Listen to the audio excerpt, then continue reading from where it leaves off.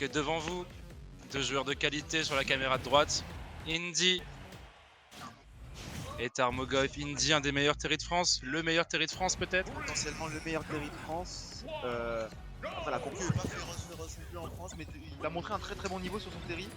Depuis quelques mois maintenant, il s'affiche comme un joueur ayant des très très bons résultats, très très constant et qui contrefère très peu. Et ce qui est marrant, c'est qu'à chaque fois que je le vois perdre, c'est contre Tarmo.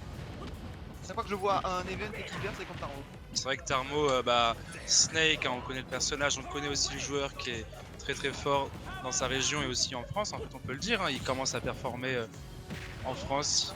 Des bons résultats, top 8 à l'Artskate de Metz, j'ai plus le score exact, c'était 5ème. Sponsorisé par BSK.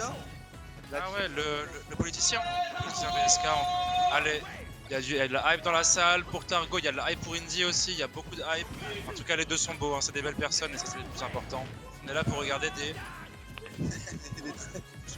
très bons joueurs, oui. Les deux joueurs cool parce que c'est un colmarien contre un lorrain et c'est les deux communautés les plus présentes ici aujourd'hui. Donc si c'est Cyril, ce serait vraiment pour ces deux joueurs, nos deux têtes d'affiche entre guillemets. Et vous inquiétez pas si pour un grand final au final. Non, Indy, hier à la Magna Arena, qui n'a pas fait de performance dingue non plus, top 16. Mais là aujourd'hui, il s'affirme et là on peut commencer à voir ça, un peu le stock davantage pour Indy, avec pas mal de pourcentage sur la deuxième stock de Tarmac.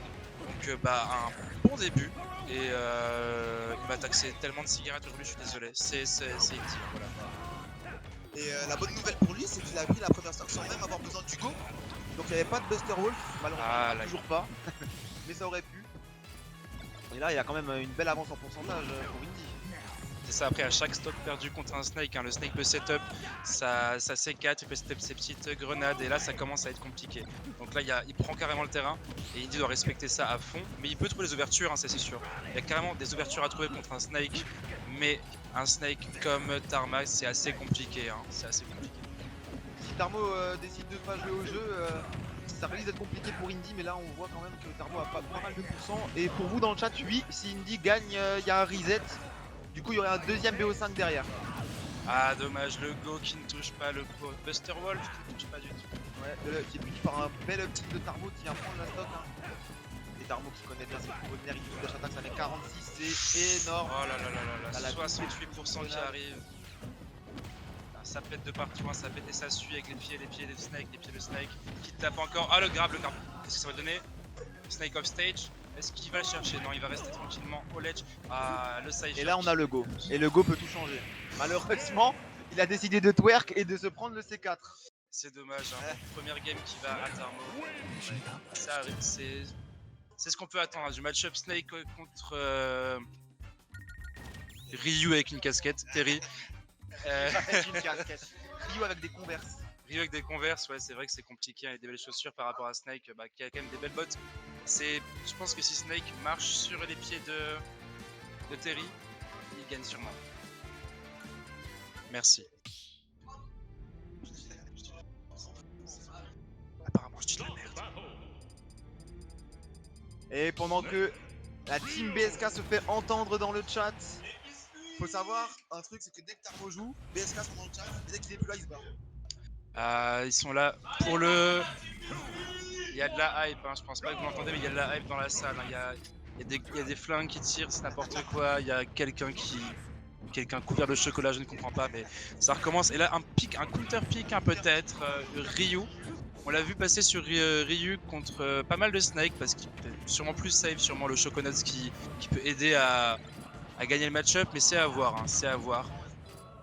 Le petit focus. Ok, bon là, qu'est-ce qui va se passer, hein? On voit que Indy joue bien plus safe quand même. Il prend la zone avec ses Hadouken, ses Choconuts, et il se laisse pas aller off-stage, hein. S'il continue à aller off-stage, il va se faire punir.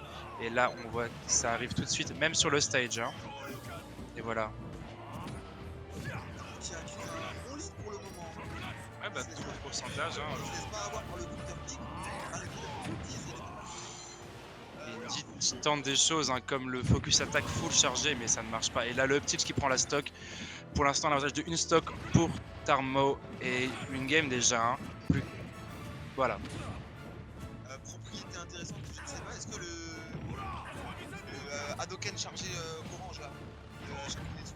Ouais. Est-ce qu'il fait péter les grenades? Est-ce qu'il trade avec? Peut-être pour ça que le pic est plus intéressant. Alors, en fait, le Choconuts, j'en ai aucune idée, je ne sais pas. Voilà.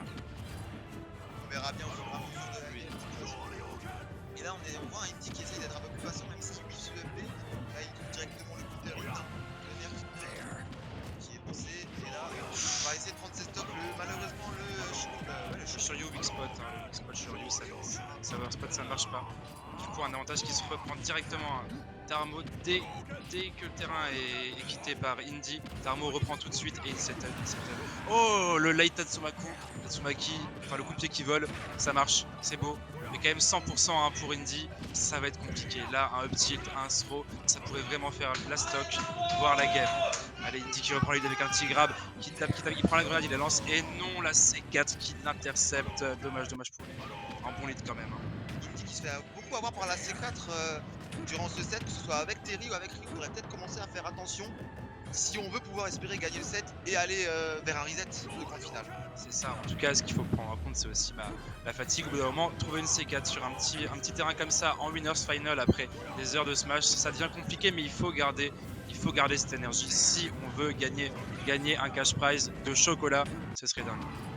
En plus, comme tu l'as dit, le terrain peut peut-être prêter avantage à la C4 de Tarmo, vu la couleur, ils se font très facilement dans la masse.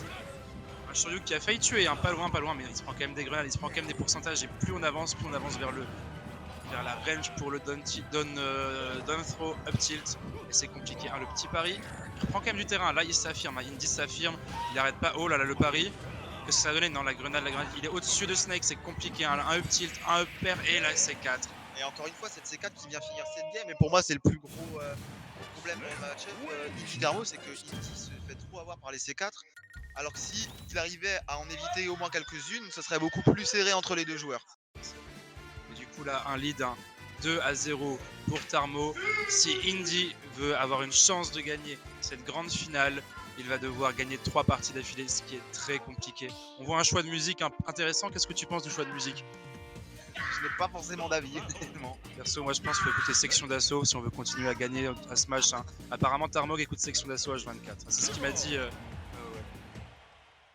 Et la troisième game qui va se lancer.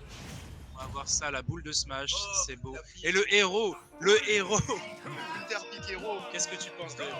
Je pense que c'est un peu un tout pour le tout, soit ça passe, soit ça casse. Le bounce dès le début, le bounce, là c'est beau. C'est beau. La C4 ne peut pas se faire bounce, c'est une explosion, c'est pas un projectile, dommage. Mais un bon début en tout cas. 35-35. Si Indy arrive à gagner cette game avec le héros, ce serait quand même cocasse de ne pas y arriver avec son main, mais par le design du héros qui met en avant l'aléatoire et qui met en avant également une frame data un peu lente parfois, des spéciaux qui font excessivement mal et qui tuent très tôt, ce serait quand même rigolo. En fin de compte, est-ce que c'est foncièrement un mauvais match-up? Parce que le side B de héros peut contester des grenades, sa frame d'attaque est pas très rapide. Est-ce que c'est si grave contre un Snake qui va juste vouloir prendre le terrain et pas prendre l'avantage? On ne sait pas. En tout cas, pour l'instant, c'est un avantage pour Indy qui a aussi son buff d'activer. Un coup pourrait faire la stock là, hein, c'est n'importe quoi. Le héros, hein, on y croit. Moi, j'y crois en tout cas. Pour moi, je vois Speak Hero comme vraiment un lancer de dés ou un pile ou face. C'est un peu le dernier espoir, la dernière chance avant de rentrer à la maison, quoi. Ça n'a pas marché avec nos vrais persos, mais en dernière game on tente un truc. Mais là l'accélérado, là c'est vraiment c'est compliqué pour Snake de gérer ça. Quelqu'un qui vole de gauche à droite qui peut lui lancer un sort à la seconde, et là le coup de pied en tout cas, le nerf qui prend le quadruple coup de pied, c'est trop. Et une hype de dingue à l'intérieur, hein. C'est vraiment n'importe quoi. Là à l'intérieur les gens sont en train de s'hype effectivement pour la victoire de leur garçon local, le petit Armougueil. C'est pas encore fini pour Indy, hein. N'importe quel buff là ça peut tuer, et comme tu l'as dit le super accéléro contre pour Snake c'est compliqué à gérer. C'est très compliqué à gérer, et surtout qu'il y a des choses comme le Mega Bang, un whack à 20%, qui sait, peut-être hein, si les astres s'alignent, ça pourrait arriver.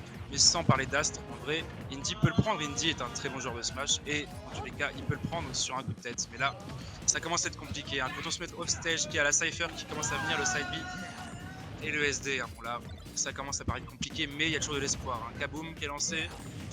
Ouais, la SD compliquée, on est déjà en dernière stock du tournoi pour Indy. Si là il trouve pas de solution très rapidement, ça signe la fin de sa run. Hein. Une très belle run, mais une run finie par la petite sortie, on va dire.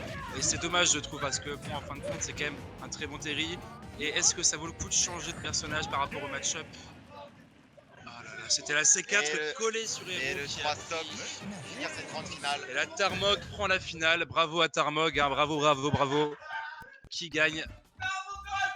Tarmo.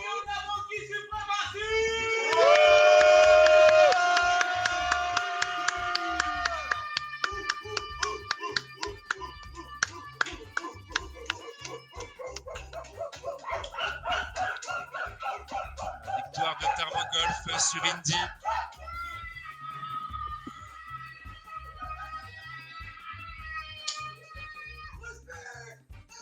Bien joué à lui. Bravo Indy. Voilà, bravo Indy. Indy qui gagne du chocolat. Notre deuxième place qui gagne du chocolat. Tu peux le montrer à la caméra peut-être? Voilà, allez. C'est vraiment, c'est n'importe quoi. Tarmog est déjà en feu. Tarmog est littéralement en train de brûler. C'est n'importe quoi. Il y a beaucoup de choses qui se passent. Un mot sur cette dernière partie. Le jeu était en anglais.